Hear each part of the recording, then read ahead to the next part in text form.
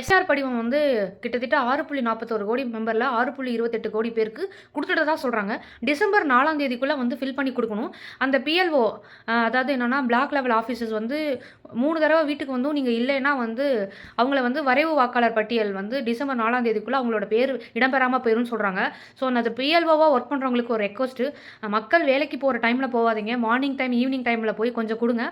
அதே மாரி பக்கத்து வீட்டுக்காரங்கலாம் கொஞ்சம் வாங்கி வைங்க. ஏன்னா எல்லாரோட இந்த வாக்கு வந்து இந்த தடவை நடக்க போகிற எலெக்ஷன் ஒரு பெரிய யங்ஸ்டர்ஸ்க்கான எலெக்ஷன். ஸோ அது இல்லாமல் ரொம்ப வருஷம் கழிச்சு அந்த திருத்தங்கள்லாம் கொண்டு வந்திருக்காங்க. உங்கள் பேரை சேர்த்துக்குங்க.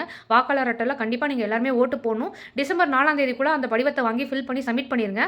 அதே மாதிரி நிறைய பேருக்கு அந்த ஃபில் பண்ணுறதுல டவுட் வந்திருக்கு. அவங்க சொல்கிறாங்க, உறவினர்கள் பேர் உங்களுக்கு வந்து இல்லைனாலும் பரவாயில்ல, அக்செப்ட் பண்ணிக்கிறோம் அப்படின்னு சொல்கிறாங்க. அதே மாதிரி 2002, 2005 அதாவது அந்த வாக்காளர் பட்டியலில் உங்கள் பேரை தொலைவி கண்டுபிடிக்க முடியலனாலும் பரவாயில்ல, ரிமைனிங் டீட்டெயில்ஸ்லாம் ஃபில் பண்ணி சப்மிட் பண்ணுங்க அப்படின்னு அவங்க சொல்லியிருக்காங்க.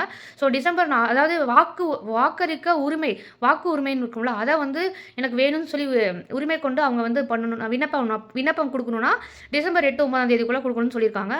ஸோ அதனால் நிறைய பேருக்கு இதை பற்றின பெரிய நாலேஜ் இல்லை. நிறைய விழிப்புணர்வு ஸ்டேட் கவர்மெண்ட்டு எல்லா பார்ட்டிஸுமே, அதாவது பொலிட்டிக்கல் பார்ட்டிஸுமே வந்து சொல்கிறாங்க.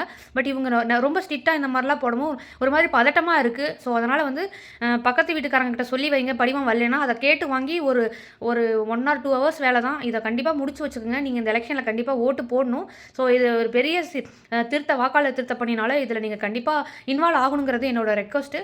ஸோ கண்டிப்பாக உங்கள் எஸ்ஐஆர் அதாவது எஸ்ஐஆர் படிவம் வந்து விண்ணப்பிக்கிறதுல ஏதாவது டவுட்ஸ் இருந்துச்சுன்னா 1950க்கு கால் பண்ணி கேளுங்க. நான் வாட்ஸ்அப் நம்பரும் ஆல்ரெடி இன்னொரு வீடியோவில் கொடுத்துருந்தேன். நீங்கள் வாட்ஸ்அப்னு போட்டிங்கன்னா கூட அந்த வாட்ஸ்அப் நம்பர் உங்களுக்கு நான் பின் பண்ணுறேன் கமெண்ட்டில் சொன்னீங்கன்னா. ஸோ நீங்கள் அதில் வாட்ஸ்அப்பில் கூட உங்களோட டவுட்ஸை கேட்டுக்கலாம். ஸோ மறக்காமல் எல்லாருமே ஃபில் பண்ணி சப்மிட் பண்ணிடுங்க. தேங்க்யூ.